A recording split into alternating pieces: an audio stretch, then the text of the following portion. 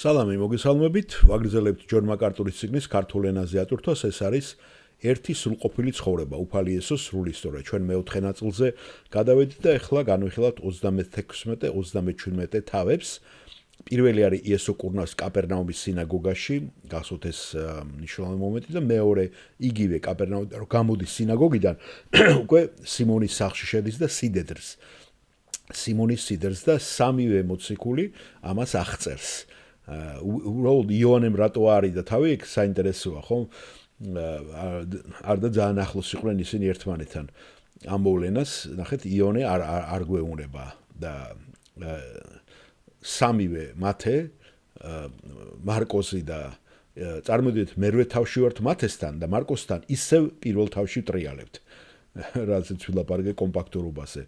და ლუკა მეოთხე თავში აღწერს იგივე მოვლენას სიმონის სიდედრის და შეიძლება რაღაცა განსხვავებები იყოს და აგერ მოვისმენთ ჩვენ ამას პირველი სინაგოგაში, ესე იგი, იცით ნაზარეთიდან დაწონებული გახსოვთ ნაზარეთში რა გაუკეთეს იესოს სინაგოგაში რო წაიკითხა და ახლა კაპერნაუმში შედის უკვე ისევ სინაგოგაში.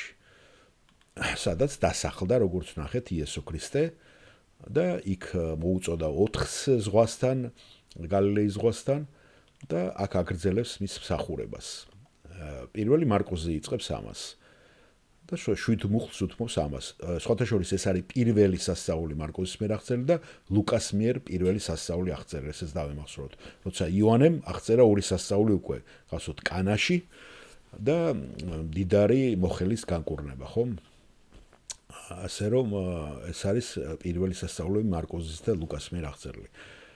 კაპერნაუმში მივიდა თუ არა, შაბათ-დღეს შევიდა სინაგოგაში და ასწავლიდა მათ. გაოცებული იყვნენ მისი მოძღვრებით, რადგან ასწავლიდა როგორც ხელმწიფების მქონე და არა როგორც მწიგნობარი. იქვე კაცი იყო სინაგოგაში, არაწმინდა სულით შეპყრობილი და იყვირა.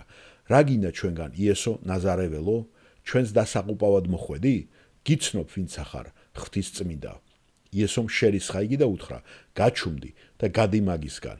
არაწმინდა სულმა შეანჯღრია იგი, დიდი ხმით დაიკივლა და გამოვიდა მისგან. ყველანი განცვიფრდნენ, ისე რომ ერთმანეთს ეკითხებოდნენ: ეს რა არისო? ეს რა ახალი მოძღვრებაა, რომ ხელმწიფებით არაწმინდა სულთაც კი უბრძანებს და ისინიც კი ემორჩილებიან მას და მყისვე გალილეის მთელ მხარეს მოედო მისი ამბავი. ლუკა მეოთხე თავში 31 მუხლიდან ჩავიდა გალილეის ქალაქ კაპერნაუმში და იქ ასწავლიდა მათ შაბათობით. გაოცებული იყვნენ იესოს მოძღვრებით, რადგან ძალაუფლებიანი იყო სიტყვა მისი. ამას მე ჩვენ სხვა განაცვნახავთ მათეს სახარებაში, ხომ, რომ ის არასწავლიდა სხვების მსგავსად, არამედ მას ძალაუფლება ჰქონდა. იყო სინაგოგაში არაწმინდა ეშმაკი სულით შეპყრობილი კაცი და ხმამალა აყვერდა იგი. რა გინდა ჩვენგან იესო ნაზარეველო, ჩვენს დასაყუპავად მოხვედი? გიცნობ ვინც ახარ, ღმერთის წმინდა. იესომ შერისხა იგი და უთხრა: გაჩუმდი და გადი მაგისაგან. ეშმაკა სინაგოგის შუა დასცა იგი და გადმოვიდა მისგან. გამოვიდა მისგან, კაცისასთვის კი არაფერი უვნია. ყველანი განცვიფრდნენ და ამბობდნენ ერთმანეთში: ეს რა სიტყვაა, რომ ხელმწიფებიდა და ძალით უბრძანებს არაწმინდა სულებს და ისინიც გამოდიან და გავრცელდა ხმა მის შესახებ მთელ იმ არემარეში. იესო კურნავს პეტრეს დედამთილს 37 ქვეთავი. ეს უკვე მათეს სახარების მერვე თავში 14-17. მივიდა იესო პეტრეს სახლში და ნახა მისი სიდედრი მწოლიარე ცხელებით შეპყრობილი. შეეხო მის ხელს და მიატოვა ქალი ცხელება. წამოდგა და ემსახურა მათ. მოსაღამებულზე მრავალი ეშმაკეული მოიყვანეს მასთან და მან სიტყვით განდევნა სულები და განკურნა ყველა სნეული, რათა ახსულდეს ესაია წინასწარმეტყველის მიერ ნათქვამი, რომელიც ამბობს: მან თვითონ აიღო ჩვენი უძლურებანი და იტვირთა ჩვენი სნეულებანი. მარკოზი 1 29-34. სინაგოგიდან რომ გამოვიდა, სიმონისა და ანდრიას სახლში მივიდა, იონესა და იაკობთან ერთად. სიმონი, ნახეთ, იონეს ესწრება, ხო, ამას და არ აღწერს ამ მოვლენას. სიმონის სიდედრი ციებ-ცხელებით შეპყრობილი წვა, მაშინ ეუთხრეს იესოს მასზე.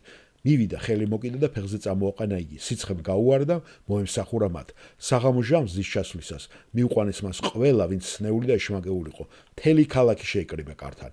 ბევრი სნეული განკურნა სხვადასხვა სენისაგან, ბევრი ეშმაკი განდევნა, თან ნებას არ თავდა ეშმაკებს ელაპარაკად, რადგან იცნობდნენ მას. ესეც ნიუანსი ჩვენ ღადარინელთა ქვეყანაშიც ვნახავთ, რომ იცნობენ იესოს. ნახეთ, ეშმაკები ცნობენ. ასე რომ მათაც წამთ ღმერთი, ხომ? რომ არსებობს. ლუკას სახარება მეოთხე თავი 37 მუხლინა და გავრცელდა ხმა მის შესახებ მთელ იმ არემარეში. სინაგოგიდან გამოვიდა და სიმონის სახლში შევიდა, ხოლო სიმონის სიდადრი დიდ სიცხეს შეეპყრო და სთხოვეს მისთვის. დაადგა თავზე და შერისხა სიცხე. მანაც მიატოვა იგი, მაშინვე წამოდგა და მოემსახურა მათ.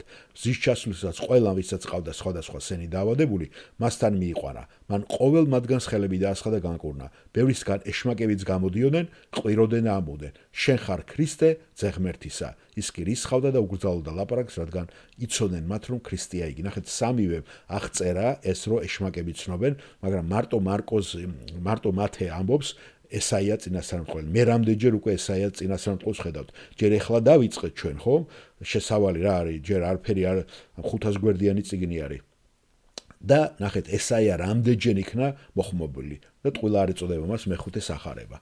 მარტო მათე იხსენებს ამას, რათა ახსულეს ესაია წინასწარმეტყველის მიერ ნათქვამი, რომელიც ამბობს: მან თვითონ აიღო ჩვენი უძლურებანი და იტვირთა ჩვენი სნეუნებანი. ეს თუ ყოველთვის არ გავიხსენეთ რაზეა ეს წიგნი, იესო ქრისტე რას ასრულებს და მარტო მოვლენები ისე დავიმახსოვროთ უადგილოდ არ არის. ამიტომ არის პარალელები, თვითონ ბიბლია გვეუბნება ამ პარალელებს, გვახსენებს სახარება და მე გვიადულდება გუშინაც რო იყო საუბარი თამარზე და იუდაზე, მარტო რომ მოწყვიტო ეს ისტორია, ლამაზი რაღაცა ისტორიები გამოან, იოსების ისტორია, დავითის ისტორია, რო დაამარცხა გოლიათი და ეს ზღაპრები იქნება ბავშვებს შეიძლება მოუყვედა რაღაც, მაგრამ თუ არ გაიხსენე სამყაროს შექმნა, ცოდვა დაცემა, რატო დაჭირდა, რატო დაპირდა ქრისტეს მოსვლას თვითონ დაბადების წიგნში, ხო, 3:15, რომ მოვიდოდა მხსნელი და სულ ამას რო გაიხსენებ, მე ყველას თავის მოზაიკაში ყველგან ჩაატევ და ჩასვალ